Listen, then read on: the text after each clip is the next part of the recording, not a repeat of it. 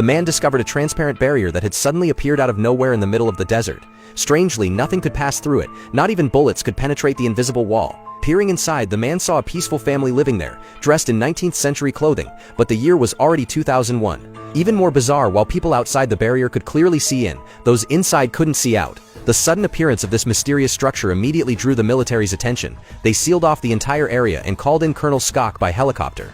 Staring at the unbelievable sight before him, Skok was left speechless. He had never seen anything this strange in his entire life. On the other side of the barrier, lush greenery stretched as far as the eye could see, while outside was nothing but endless sand, as if the interior were some hidden paradise. Unfortunately, the military could only watch in silence. They couldn't hear anything from inside. Skok suggested bringing in a lip-reading expert, but his superior harshly refused. The expert worked for the CIA, and he didn't want to risk losing credit for the discovery. Skok had no choice but to find another way. One day, Skok noticed a boy standing motionless near the barrier. Following the boy's gaze, he made a shocking discovery. A vehicle outside had exploded, and the thick black smoke was somehow drifting into the barrier. The boy, seeing this strange phenomenon, tried to call his family over, but they didn't hear him. The next second, the smoke was blocked out again.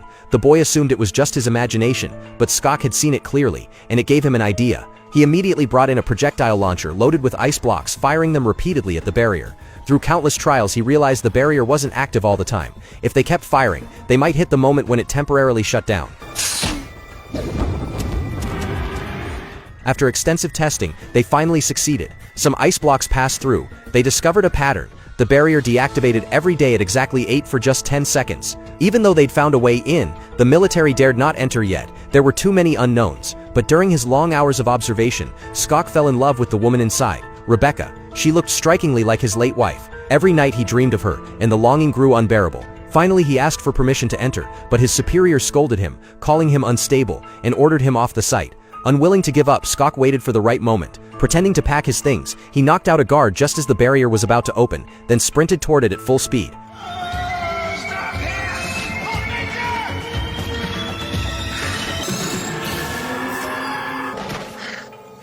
By the time others realized what had happened, the barrier had already sealed shut again. Inside, Skok found that the desert had vanished. Before him stretched a vibrant landscape of greenery. Then he saw Rebecca stepping out of her house. Seeing the unfamiliar man, Rebecca curiously walked toward him. The military outside watched in tense silence, eager to see what would happen. As the two drew closer, they seemed instantly drawn to each other. Love at first sight. But just as Skok was about to speak, Rebecca's appearance twisted grotesquely. She transformed into a horrifying creature and sank her teeth into his neck. The soldiers outside panicked, opening fire, but their bullets couldn't pierce the barrier. They could only watch helplessly as Skok was torn apart by the monsters. Moments later, the farmhouse owner rushed over. Seeing Skok appear out of thin air, he seemed to understand something. Grabbing a spellbook, he performed a strange ritual right in front of the soldiers' eyes. In an instant, the massive barrier vanished from the desert. The military was stunned. What just happened? Everything felt like a dream. Only Skok, who had gone inside, could prove it was all real.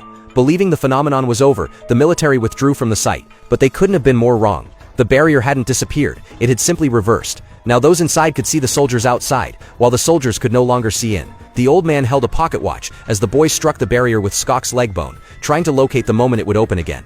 Once they found it, they would be able to enter the human world, and when that happened, humanity would face an unprecedented catastrophe. Too often we idealize what we don't understand. But once we risk everything to step into that seemingly perfect world, we realize too late that we've walked straight into a trap.